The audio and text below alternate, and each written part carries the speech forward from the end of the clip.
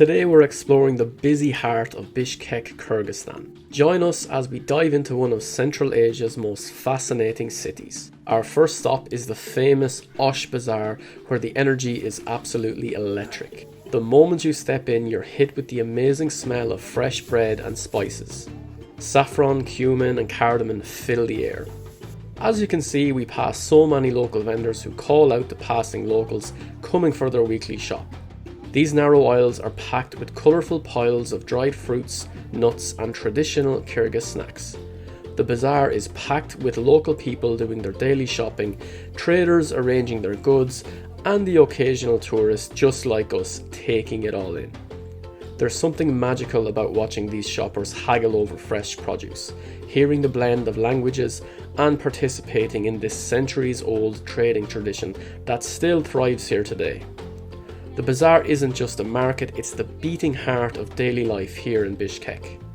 Osh Bazaar has indoor and outdoor areas. Visiting this place was easily one of the most enjoyable experiences we had here in Bishkek. This has to be the biggest market in Central Asia. It's full of bread, meat, clothes, everything you wanted, you name it, it's here. You'll find it.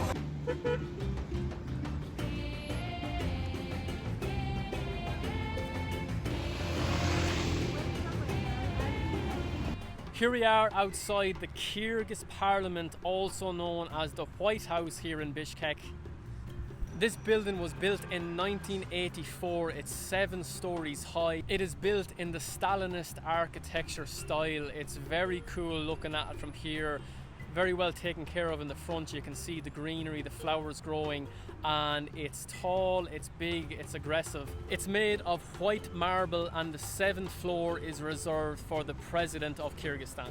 It's very odd here, there's absolutely nobody around. There's no water in the fountains. It's like a little bit of a ghost area, to be honest, so let's see if we can get in, see if there's anything happening on the inside, and maybe we'll learn a little bit more about the White House. It's a very raw architecture, and if I'm being honest, it's kind of a bit ugly. James, this is brutalist architecture. It's not ugly, it's just how it's supposed to be.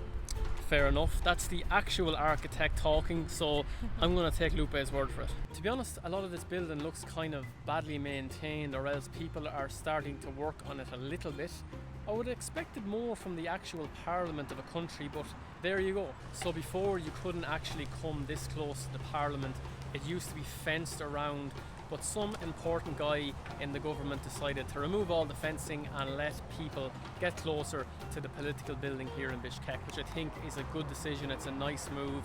It's like a little bit more transparency or a little bit more openness. Still, all my complaints about the building, it's a very cool place to come and just to know that this is where the government hangs out.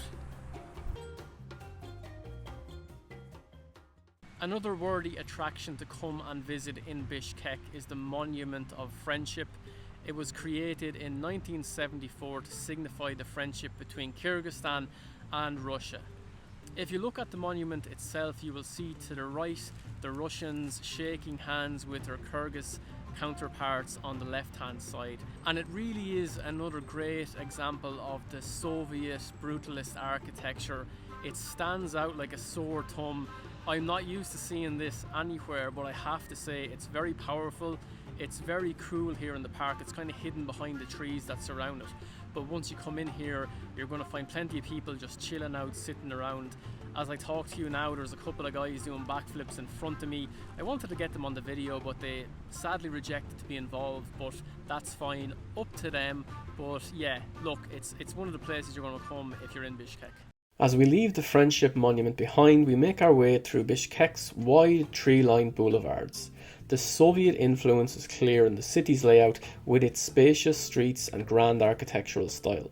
We're heading towards one of the city's most intriguing landmarks, the State History Museum. Workers of the world, unite.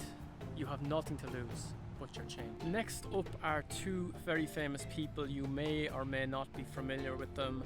Karl Marx and Marx Engels, the 2 founders of communism. They famously wrote the Communist Manifesto together, and the statue still stands here today. Their work has been both heavily critiqued and heavily promoted throughout different parts of the world, and whatever your view is on it, they have played a significant role in shaping the political landscape throughout the world even today.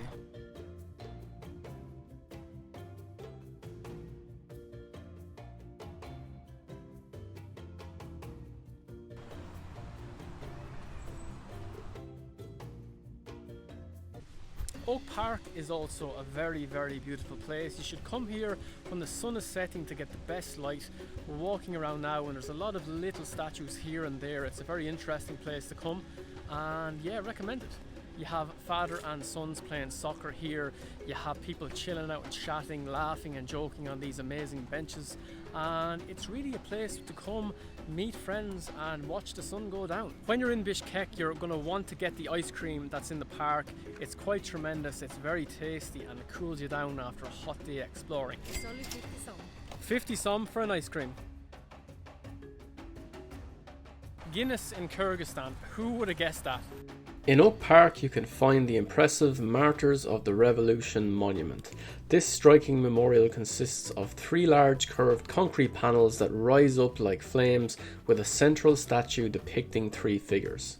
There are several monuments here behind me you can probably see who are all dedicated to the people who fought in the war. The most prominent feature here stands in the middle of the park. I would guess it's somewhere between 15 and 20 meters in height. Again, the park is full of people. They're scattered out on the benches. There's a few youngsters here playing volleyball. I actually asked them, can I take a video of them just to get a nice clip in front of the statue, but I think I scared them away. Whoops.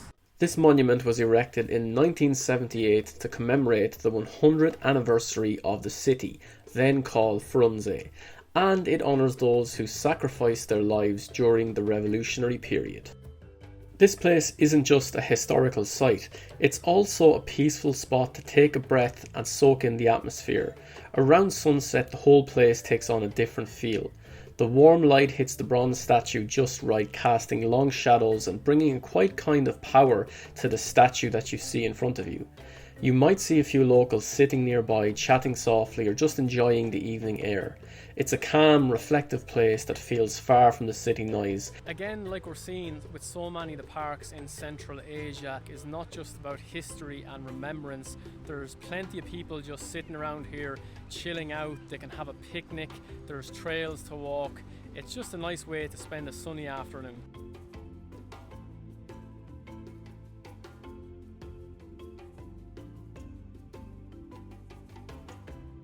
So that's it so far. Bishkek has been a very, very nice city to explore.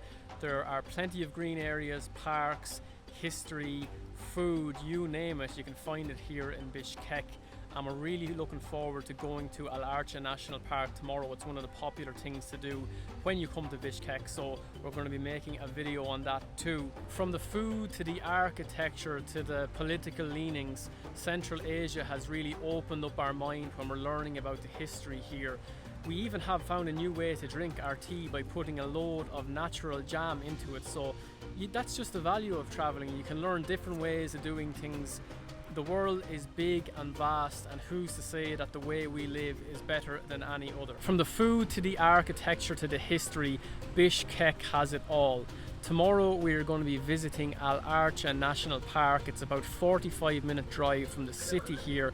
It's one of the most popular things to do. We've read a lot about it. We've heard many good reports, so we're really excited, and we're going to be sharing a video on that journey too. So if you want to learn more about Al Archa National Park, Central Asia, subscribe to the channel, smash the notification bell. That way you'll be updated anytime we upload a new video, and leave us a comment. Let us know what you thought of Bishkek below.